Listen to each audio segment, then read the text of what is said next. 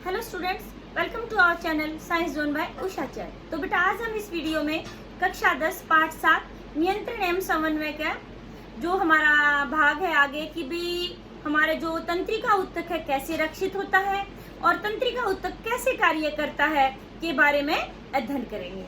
तो सबसे पहले बात आती है कि जो हमने जो भाग बनाए थे भाग 1, 2, 3 उनमें हमने तंत्रिका ऊतक के बारे में जिक्र किया था।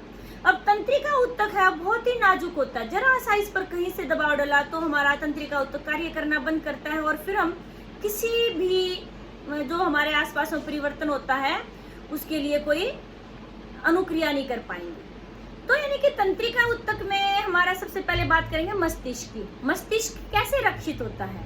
मस्तिष्क आपको बताया था मैंने, मस्तिष्क की संरचना जब आपको समझाई तो बताया था कि भी हड्डियों का बना हुआ एक बॉक्स होता है जिसको हम क्या बोलते हैं, कपाल या खोपड़ी, उसके अंदर रक्षित होता है। अच्छा, एक चीज और होती है जो मस्तिष्क की रक्षा करती है, हमारा क्या होता है, तंत्रिका मेरु द्रव। क्या होता है? तंत्रिका मेरु द्रव, जिसको इंग्लिश में सेरेब्रोस्पाइनल फ्लूइड बोलते हैं। वो क्या करता है, वो आघात अवशोषक होता है, यानी कि कोई भी आघात होता है उसको अवशोषित कर लेता है और हमारे मस्तिष्क तक उस आघात को नहीं पहुंचने देता। और जो ये हमारा तंत्रिका मेरु द्रव होता है बेटे, ये हमारी मेरु रज्जु जो होती है उसमें भी होता है। मेरु रज्जु कहाँ होती है?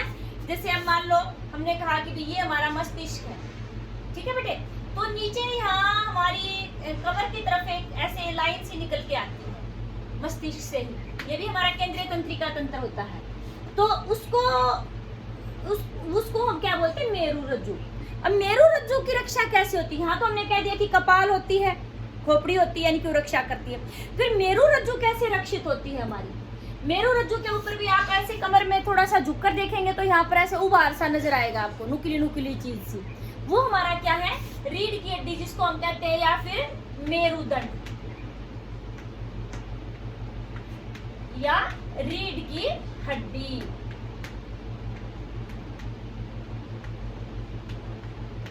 ठीक है बेटे, उसमें रक्षित होती है। तो यानी कि मस्तिष्क तो हमारा खोपड़ी में और हमारी मेरु रज्जु रीढ़ की हड्डी यानी कि मेरुदंड से रक्षित होती है। फिर हमारी बात आती है कि भी हमारा तंत्रिका ऊतक कैसे कार्य करता है, यानी कि तंत्रिका ऊतक कार्य कैसे करता है।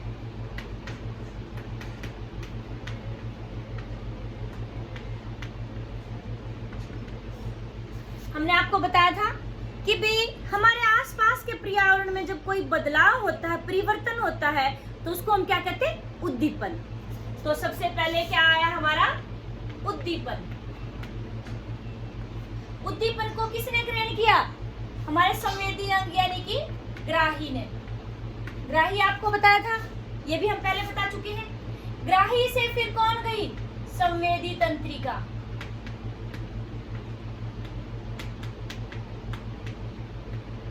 ठीक है बेटे, संवेदी तंत्रिका किसके पास गई हमारी? वो हमारे मस्तिष्क के पास भी जा सकती है, मेरु रज्जु के पास भी जा सकती है। कुछ ऐसी हमारे सूचनाएं होती है जिनमें विश्लेषण की जरूरत होती है, चिंतन की जरूरत होती है, तो हमारे मस्तिष्क के पास जाएंगी। और जिनमें विश्लेषण या चिंतन की जरूरत तुरंत करने होते हैं कई काम, जैसे प्रतिवर्ती क्रिया हमने पहले बताई थी, तो वहां पर किसके पास जाएगी सूचना? पहले मेरु रज्जु के पास, बाद में वो मस्तिष्क के पास भी पहुंचती है। तो यहाँ पर हम लिख देते हैं सीधा ही केंद्रीय तंत्रिका तंत्र।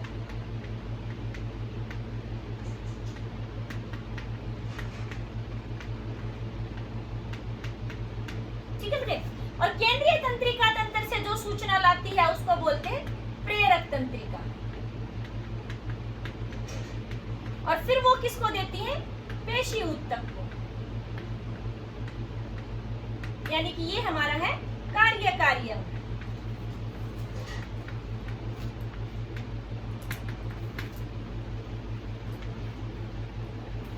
फिर क्या होता है बेटे, जब पेशी ऊतक के पास वो सूचना आती है, किसके रूप में आती है, विद्युत आवेग के रूप में, तो क्या होता है, पेशी ऊतक में यानी कि जब हम कोई कार्य करते तो गति होती है। वो गति कैसे होगी, यानी कि अब एक कोशिका के अंदर गति को हम कैसे करेंगे? ये तो है नहीं कि हमारे शरीर में कोशिकाएं एक भाग से दूसरे भाग में दौड़ रही है, चल रही है, नहीं, उनकी आकृति में बदलाव आता है। तो उसी को हम क्या कहते हैं, कोशिका की गति। अब आकृति में बदलाव कैसे आया कि कोशिका के अंदर कुछ स्पेशल प्रकार के, विशिष्ट प्रकार के प्रोटीन होते हैं, तो उन प्रोटीन में बदलाव आने से कोशिका की आकृति और व्यवस्था में बदलाव आ जाता है। उससे हम कहते हैं कि पेशी ऊतक में गति होगी। तो इस तरह से हमारा तंत्रिका ऊतक कार्य करता है। यानी कि पेशी ऊतक की फिर में क्या हो जाएगा, प्रोटीन की आकृति में बदलाव। फिर उससे क्या हो जाएगा,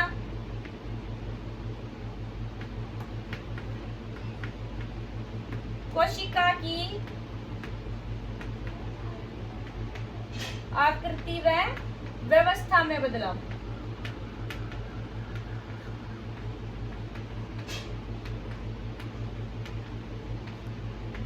यानी कि कार्य संपन्न हुआ।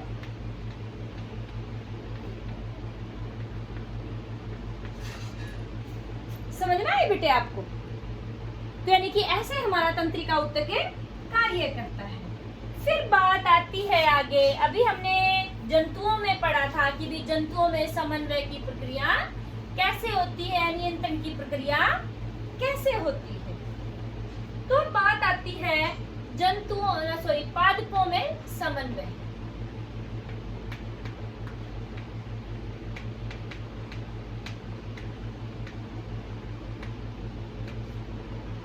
देखो बेटे, हमारे अंदर जैसे जंतुओं में समन्वय का कार्य कौन कर रहा था, तंत्रिका ऊतक और पेशी ऊतक। ठीक है, अब जंतुओं के अंदर न तो तंत्रिका ऊतक होता है न पेशी ऊतक होता है, तो फिर उनके अंदर उनकी को मतलब जो विभिन्न गतिविधियां होती है उनका नियंत्रण कैसे होता है। ये आपका जीके का क्वेश्चन भी है कि भी पादपों में तंत्रिका ऊतक पाया जाता है या नहीं, नहीं। पेशी ऊतक पाया जाता है या नहीं, फिर उनमें कैसे होता है। उनके अंदर कुछ स्पेशल, कुछ विशिष्ट रसायन होते हैं बेटे, जिनको हम पादप हार्मोन कहते हैं, वो उनके अंदर समन्वय का कार्य करते हैं। सबसे पहले हम करेंगे पादपों में गति, फिर हम रसायनों के बारे में बात करेंगे। यानी कि पादपों में समन्वय, यानी कि पादपों में गति कैसे होती है।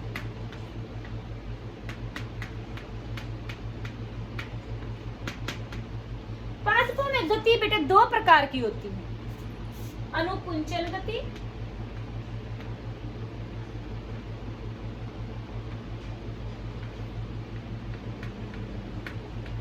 और दूसरी है अनुवर्तन गति।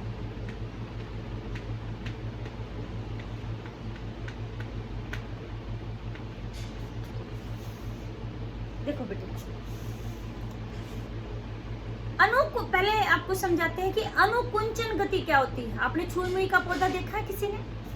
आपकी जो 10th की बुक है उसमें भी दिया हुआ है, इस तरह का, जैसे उसमें ऐसे ऐसे पत्ते होते हैं, ऐसे होते हैं। आप छुई मुई के पौधे को जब छू देंगे, हाथ लगा देते हैं, तो उसके पत्ते क्या हो जाते हैं बेटे, ऐसे ऐसे नीचे लटक जाते हैं।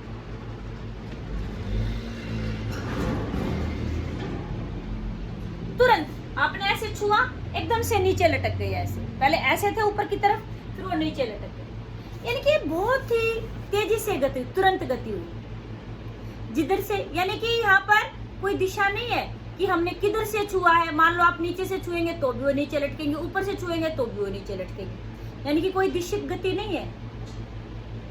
अच्छा, आपने देखा होगा किसान खेत के अंदर बीज बोता है, तो कभी आपने देखा ऐसे कि वो एक एक बीज को ये देखता है कि इस वाले हिस्से से, बीज के इस भाग से तना निकलेगा, इसको ऊपर कर दूं, और इससे जड़ निकलेगी, इसको नीचे कर दो।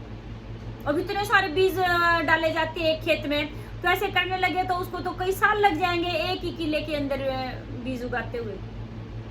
सिंपली ऐसे ही बीज डाल देता है, पहले हाथ से डालते थे, आजकल मशीन आ गई, कल्टीवेटर, उससे डाले जाते हैं। फिर भी हमेशा तना ऊपर की तरफ और जड़ नीचे की तरफ होती है, ऐसा क्यों? आप देखना घर में भी कई बार ऐसे बीज हम डाल देते हैं गमले में, तो मान लो जैसे आम की गुठली वगैरह ऐसे टेढ़ी होकर के भी जड़ ऐसे नीचे आ जाती है, जमीन के अंदर आएगी, तो यानी कि कुछ ये दिशिक गति है कि जड़ हमेशा गुरुत्वाकर्षण की तरफ और तना हमेशा प्रकाश की तरफ वृद्धि करेगा। तो यानी कि ये हमारी होगी अनुवर्तन गति, और ये हमारी जो हमने छुई मुई का पौधा लिया था वो होगी अनुकुंचन गति। तो हम इनको परिभाषित करना चाहेंगे तो कैसे करेंगे? पौधों में होने वाली वे गति जो या तो उद्दीपन की दिशा की तरफ या उससे उद्दीपन से विपरीत दिशा में होती है, उन्हें क्या कहते हैं? अनुवर्तन गति। और पौधों में होने वाली वे गति जिन पर उद्दीपन की दिशा का कोई भी प्रभाव नहीं होता, उनको हम क्या कहेंगे? अनुकुंचन गति। अब ये क्या होगी? अदिशिक गति।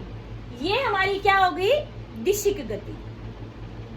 अनुकुंचन गति, अभी जैसे मैंने बताया कि भी हाथ लगाती होगी, तो ऐसी कैसी कौन सी गति होगी? तीव्र गति, तत्काल अनुक्रिया हुई उद्दीपन के प्रति, यानी कि ये हमारी तीव्र, ये हमारी होगी अदिशिक गति, और ये हमारी होगी दिशिक गति।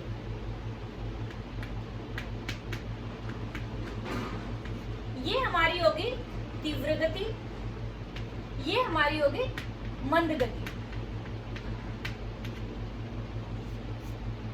अच्छा, जो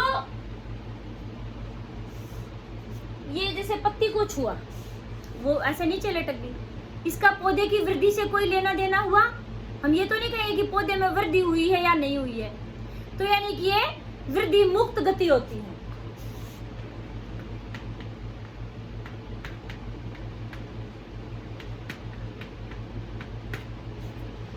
अभी मैंने कहा कि भी बीज उगाया, उसको अंकुरण हो गया बीज का, ऊपर तना निकला और नीचे जड़ निकल गई। तो हमने कहा कि जड़ गुरुत्वाकर्षण की तरफ आकर्षित होती है, गुरुत्व बल की तरफ, और जो तना है वो हमारा प्रकाश की तरफ आकर्षित होता है। तो यानी कि वो निकली, उनमें वृद्धि हुई, तभी तो वो आकर्षित होंगी। तो यानी कि वृद्धि आश्रित गति।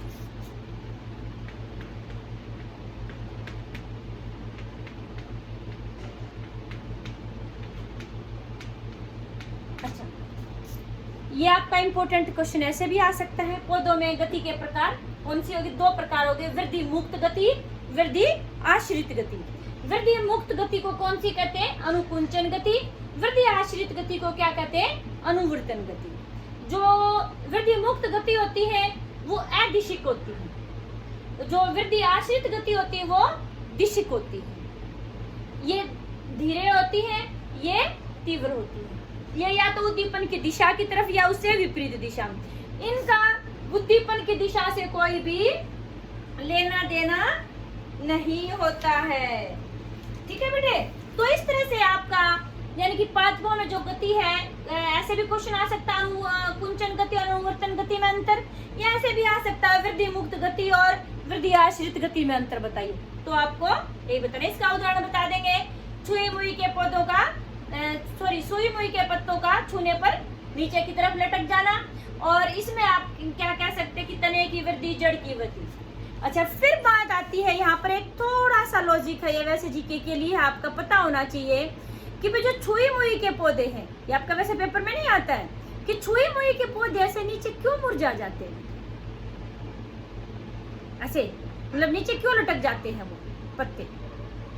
क्या होता है कि भी ये पौधों के अंदर, जैसे हमने देखा था कि भी जंतुओं में जो गति होती है वो किसके कारण होती है? प्रोटीन्स के कारण होती है, रसायनों के कारण होती है। तंत्रिका ऊतक वो गति करवाता है, फिर पेशी ऊतक में होता है। अब पौधों में तो न तो पेशी ऊतक है न तंत्रिका ऊतक है, फिर उनमें गति कैसे होती है? वैद्युत रसायनों की सहायता से और जल में परिवर्तन करके। यानी कि पौधों में जो गति होती है बेटे, किस कारण से होती है? दो कारणों से होती है। एक तो पहले विद्युत रसायनों के कारण से,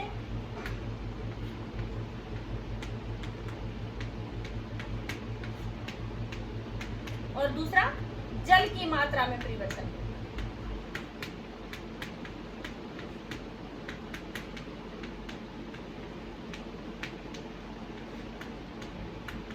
अभी जैसे मैंने ये बनाया था छुई हुई का पौधा, जैसे हमने ऐसे ये मान लो पत्ता बना दिया ऐसे छुई हुई का। जब हम इसको छूते हैं तो कुछ वैद्युत रसायन उत्पन्न होते हैं। वो वैद्युत रसायन ऐसे पौधे के अंदर नीचे आते हैं। तो क्या होता है कि भाई जैसे आपको पता है कि पत्ता जो होता है, आपने देखा भी होगा, पर्णवृंत होता है और फिर यहाँ फलक होता है, ऐसे होता है पत्ता। तो यहाँ क्या होती है, जो ये कोशिकाएं होती है इनमें पानी के कारण से फूली रहती है। जब यहाँ वैद्युत रसायन आते हैं तो वो पानी को क्या कर देते हैं, इधर उधर फैला देते हैं। अब इनमें पानी के दबाव के कारण से फूली रहेगी, फूली रहने से ये ऊपर की तरफ खड़ी रहती है। जब इसमें पानी का दबाव कम हो जाएगा तो क्या हो जाएगा कि भी ये पतली हो जाएंगी, और पतली होने से क्या हो जाएगा कि ये हमारी ऐसे नीचे की तरफ लटक जाएंगी। तो इनकी वैद्युत रसायन से क्या हुआ कि भी जल की मात्रा में परिवर्तन हो गया। जल की मात्रा में परिवर्तन होने से उसकी आकृति बदल होगी, यानी कि उसमें गति हो गई। तो पौधों में यानी कि तंत्रिका उत्तक और पेशी उत्तक के बगैर भी गति हो रही है। किसके कारण से? एक तो वैद्युत रसायन से और दूसरा जल की मात्रा में परिवर्तन करके। तो फिर आगे आता है बेटा, अभी हमने जो अनुवर्तन गति की थी यानी कि वृद्धि आश्रित गति थी,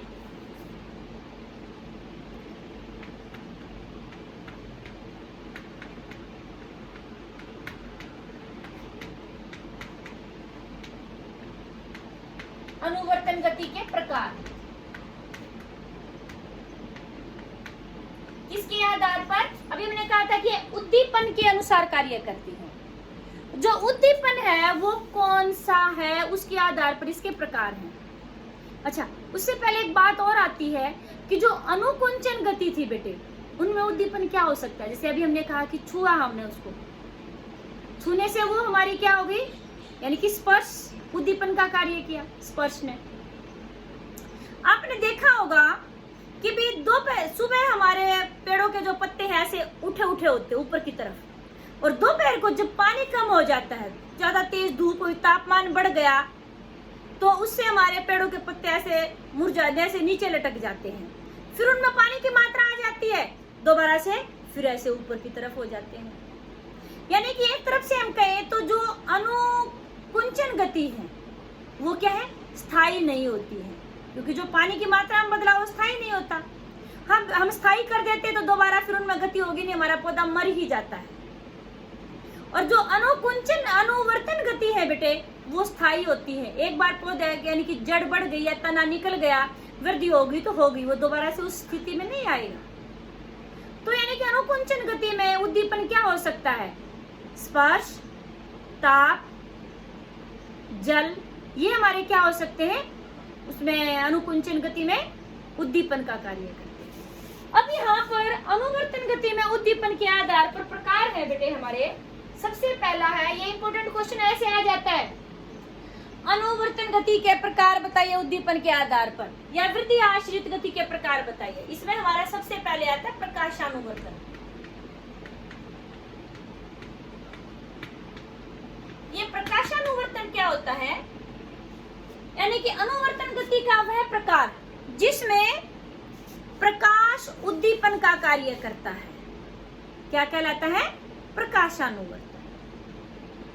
जैसे आप अभी थोड़ी देर पहले मैंने बताया था कि तना हमेशा प्रकाश की तरफ ही वृद्धि करता है। इसको तो आप घर में करके भी देख सकते हैं। एक पौधा लिया आपने, अंधेरे कमरे में रख दिया गमले को, और एक खिड़की की तरफ रख दिया हमने जहां से रोशनी आ रही है। आपने देखा भी होगा कई बार वो पौधा ऐसे टेढ़ा उगता है, जिधर खिड़की, जैसे मान लो यहाँ खिड़की है और यहाँ हमने गमला रखा है, थोड़ा सीधा होने के बाद पौधे में जो वृद्धि है प्रकाश की तरफ हो रही है, उसका तना ऐसे मुड़ जाता है इसकी तरफ।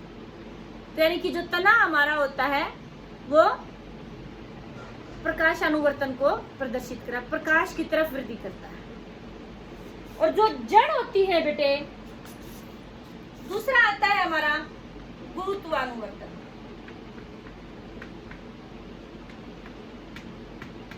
यानी कि जिसमें गुरुत्वाकर्षण जो बल है वो उद्दीपन का कार्य करे। अब इसका उदाहरण हमारी जड़ होगी। जड़ हमेशा पृथ्वी के गुरुत्वाकर्षण बल के कारण नीचे की तरफ जाती है, कभी भी जड़ ऊपर की तरफ तना नीचे की तरफ नहीं होता। ठीक है, तो ये हमारी जो गति है बेटे धनात्मक भी हो सकती है, ऋणात्मक भी हो सकती है।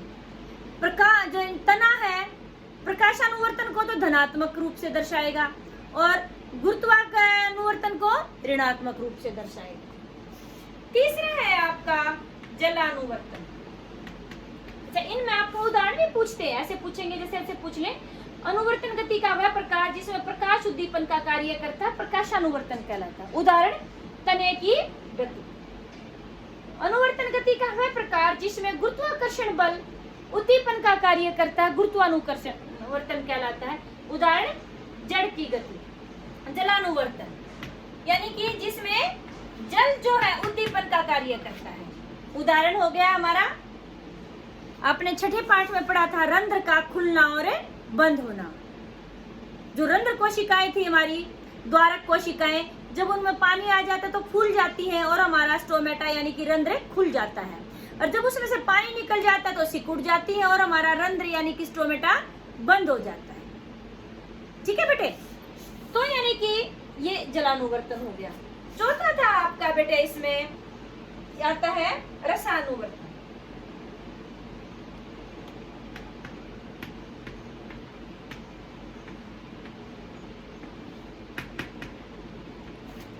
रसायनुवर्तन यानी कि जिसमें रसायन उद्दीपन का कार्य करते हैं। ऐसा उदाहरण बता सकते हैं। ये हमारा हो गया कि जो पराग नली है उसका बीजांड की तरफ वृद्धि। इसको हम आगे जो 8वां पाठ है उसमें पढ़ेंगे। वैसे आपने 7th क्लास में पढ़ा हुआ है कि परागण की प्रक्रिया के बाद पराग जो कण होते हैं वो वर्तिकाग्र पर जाते हैं और वहां से फिर पराग नली निकलती है, वो हमारी वर्तिका से होती हुई कहाँ जाती है? बीजांड के पास। किसी कारण से? रसायनों के कारण से। तो ये यानी कि पराग नली का बीजांड की तरफ जाना, किसका उदाहरण हो गया? रसायनुवर्तन। ठीक है बेटे, तो ये थे हमारी कुछ गति पादपों के अंदर। इनमें अंतर भी हो गया और हमारी अनुवर्तन गति थे उसके प्रकार भी हो गए। फिर आगे बात आती है, हम पादपों में ही समन्वय की बात करते हैं। तो अभी हमने थोड़ी देर पहले थोड़ा सा जिक्र किया था पादप हार्मोन।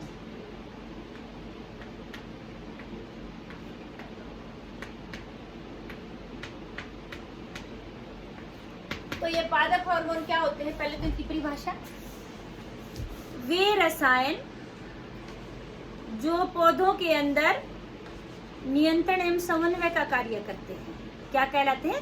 पादप रसायन, पादप हार्मोन कहलाते हैं। अच्छा, हार्मोन की एक विशेषता होती है बेटे, या तो वो जंतुओं में हो या पादप में हो, सभी में यही होता है कि उनका स्त्रावण का स्थान और कार्य करने का स्थान अलग अलग होता है। ठीक है बेटे, तो हम बात करते हैं कि पौधों में यानी कि पादप हार्मोन, पौधों के अंदर जो हार्मोन है उनको पादप हार्मोन कहेंगे। अब ये दो प्रकार के होते हैं, एक वृद्धि सहायक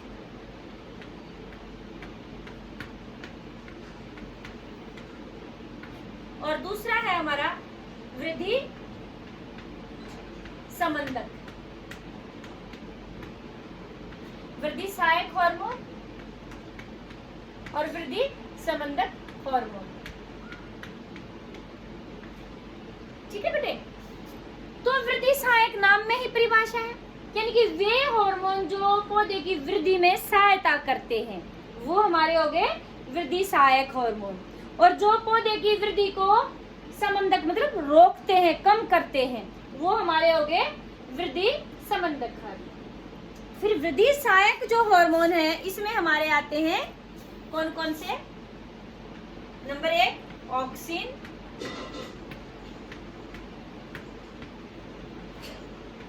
नंबर 2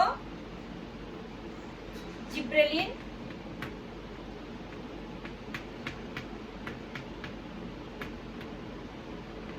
और नंबर 3 आता है इसमें हमारा एफसीसी कम्ल,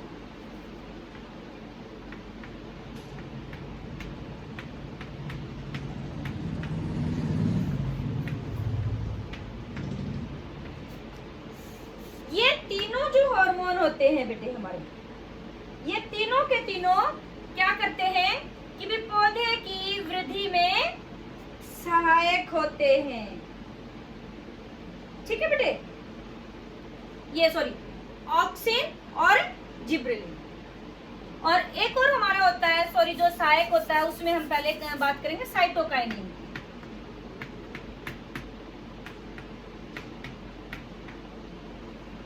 साइटोकाइनिन, ये तीन जो हार्मोन है हमारे ऑक्सिन, जिब्रेलिन और साइटोकाइनिन, ये हमारे तीन आते हैं वृद्धि सहायक हार्मोन में। और वृद्धि संबंधक में दो आते हैं हमारे, उसमें हमारा आ गया एब्सिसिकम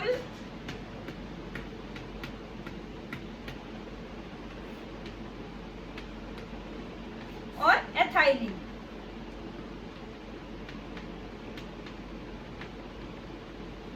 आपकी जो 10th क्लास है बेटे, 10th क्लास में इनके बारे में थोड़ा सा ही है, बाकी डिटेल से आप 12th क्लास में पढ़ेंगे। आपकी 10th में सिर्फ इनका आपको नाम पता होने चाहिए, आपका इनको एक एक कार्य पता होना चाहिए, आपकी जो 10th क्लास में आता है। और ये बहुत इंपॉर्टेंट क्वेश्चन है कि पादप हार्मोन क्या होते हैं, उनके कार्य बताइए। तो पादप हार्मोन की आप परिभाषा बताएंगे पहले। वे रसायन जो अल्प मात्रा में स्रावित होते हैं और पादपों के अंदर नियंत्रण एवं समन्वय का कार्य करते हैं, पादप हार्मोन कहलाते हैं। इनको दो श्रेणियों में बांटा गया है, वृद्धि सहायक हार्मोन और वृद्धि संबंधक हार्मोन। वृद्धि सहायक जो पौधे की वृद्धि में सहायता करते हैं, तो ये आपके आगे तीन वृद्धि सहायक में ऑक्सिन, जिब्रेलिन और साइटोकाइनिन। और जो वृद्धि संबंधक में आगे आपके दो, यानी कि पौधे की वृद्धि को रोकते हैं, एब्सिसिकमल और एथाइलिन। अब सबसे पहले बात करते हैं ऑक्सिन की। ऑक्सिन जो होता है बेटे प्रेरो, प्रेरो यानी कि तने, तने का जो टिप होती है सबसे ऊपर वाला भाग, जैसे हमारा ये तना है पौधे का, इसका सबसे ऊपर वाला भाग यहाँ पर संश्लेषित होता है। तो ऑक्सिन कहाँ संश्लेषित होता है? संश्लेषित मतलब बनता है, कहाँ बनता है? तने के ऊपरी भाग पर, टिप पर, प्रेरो के टिप पर बनता है। इसका काम क्या है? कोशिकाओं की लंबाई में वृद्धि करता है। तो ऑक्सिन का कार्य क्या हो गया? कोशिकाओं की लंबाई में वृद्धि करना। अब कोशिकाओं की लंबाई में वृद्धि हो जाएगी तो तने में भी वृद्धि हो जाएगी। तने में पाया जाता है कि कोशिकाओं की लंबाई में वृद्धि करके तने की लंबाई को बढ़ाता है। दूसरा आता है आपका जिब्रेलिन। जिब्रेलिन क्या करता है बेटा? ये तने की लंबाई को भी बढ़ाता है, बीज के अंकुरण में सहायता करता है और पुष्पन क्रिया, पुष्पन क्रिया मतलब फूल आना पौधे में, उसको भी नियंत्रित करता है। तो ये आपके कॉम्पिटिटिव एग्जाम्स में भी पूछे जाते हैं कि कौन सा हार्मोन इस कार्य को करता है। तो जिब्रेलिन का कार्य क्या हो गया? तने की लंबाई को बढ़ाना, बीज का अंकुरण करना और पुष्पन क्रिया में सहायता करना। फिर आगे आता है साइटोकाइनिन। साइटोकाइनिन क्या करता है बेटा? ये कोशिका विभाजन में सहायता करता है। यानी कि अब जो हमारा फल लगा जैसे या फूल है, पहले छोटा सा आता है, फिर धीरे धीरे उसका साइज बड़ा होता है। फल हमारा छोटा सा लगता है, फिर उसका बड़ा साइज बन जाता है। कैसे? कोशिकाओं की संख्या बढ़ेगी। कोशिकाओं की संख्या कैसे बढ़ेगी? कोशिका विभाजन के द्वारा। तो कोशिका विभाजन यानी कि आपसे ये क्वेश्चन भी है आपका, पूछ भी सकते हैं बोर्ड एग्जाम में कि भी जो हमारे फल होते हैं, फूल होते हैं, उनमें कौन सा हार्मोन अधिक मात्रा में पाया जाता है और क्यों? उनमें कौन सा पाया जाता है ज्यादा? बीज, फल, फूल, इनमें साइटोकाइनिन हार्मोन पाया जाता है। क्यों? क्योंकि ये क्या करता है? कोशिका के विभाजन में सहायता करता है, कोशिका की संख्या को बढ़ाता है। और बीज का भी, फल का भी, फूल का भी जो आकार बढ़ेगा, साइज बढ़ेगा, किसके कारण से? कोशिकाओं की संख्या बढ़ने से। अब कोशिका की संख्या कैसे बढ़ेगी? जब कोशिका विभाजन होगा, तो इसलिए इसकी मात्रा वहां पर अधिक पाई जाती है। फिर आगे आता है आपका एब्सिसिकमल। एब्सिसिकमल क्या है? ये वृद्धि संबंधक, यानी कि ये क्या करता है? पेड़ों से पत्ते गिरना, ये जो फलों का पक करके गिरना, ये इसको कौन करता है? फूलों का झड़ जाना, ये किसके कारण होता है? एब्सिसिकमल के कारण से। फिर आपका सबसे आखिरी हार्मोन है एथाइलिन हार्मोन। एथाइलिन हार्मोन क्या करता है बेटे?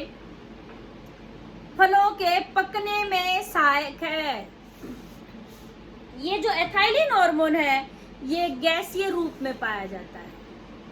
कई बार क्या होता है, हमारे फल सड़ने, आपने सुना होगा कि केमिकल से फलों को, ये सब्जी मंडी, जो फल मंडी है हमारी, वहां पर छापा मारा गया, कुछ रसायन रखे गए, तो ये एथाइलिन गैस का वैसे स्प्रे किया जाता है, पुड़िया के रूप में वहां रख देते हैं।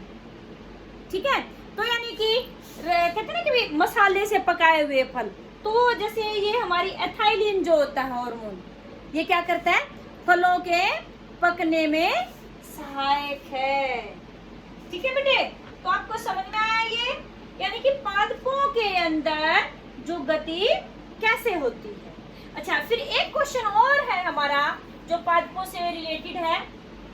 आपने देखा होगा कि भी जो हमारा तना होता है, जैसे ये बेल वगैरह होती है, या ऐसे मुड़ जाता है। ऐसे क्यों मुड़ जाता है? आपने देखा भी होगा तना ऐसे कई बार क्या होता है, जैसे मान लो यहाँ से हमारा प्रकाश आ रहा है, मैं अंधेरे कमरे में रखा है, अभी मैंने थोड़ी देर पहले कहा था कि भी तना प्रकाश की तरफ आकर्षित होता है, क्यों ऐसे? अभी मैंने आपको एक बात बताई कि तने के ऊपरी हिस्से पर, टिप पर कौन सा हार्मोन संश्लेषित होता है? Auxin hormone. कौन सा हार्मोन है? Auxin hormone. तो ये हमारा प्रकाश वाला भाग हो गया,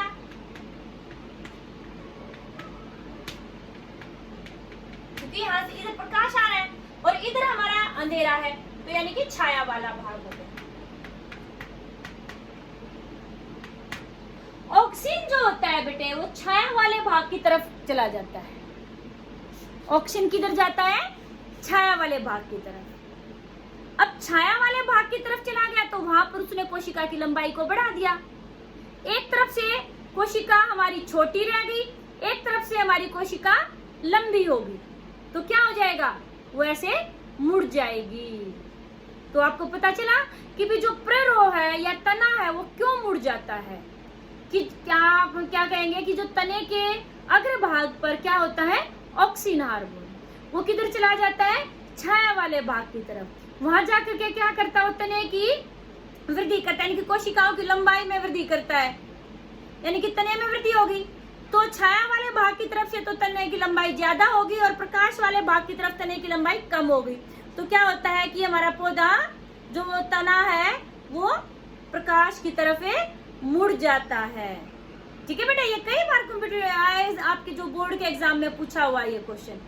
आपको कोई भी डाउट हो तो कमेंट सेक्शन में जाके आप अपने डाउट्स को क्लियर करें, और आपको वीडियो अच्छी लगी तो इसको शेयर और लाइक जरूर करें। और बेटा, जिसने चैनल सब्सक्राइब नहीं किया है वो चैनल को सब्सक्राइब करें, ताकि आपको आगे आने वाली वीडियो सभी का पता चल जाए।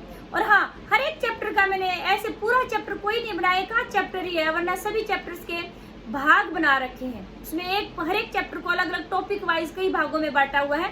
पूरा चैप्टर अच्छे से समझने के लिए आप उस चैप्टर के हर एक भाग की वीडियो जरूर देखें, तभी आपको पूरा चैप्टर समझ में आएगा। Thank you.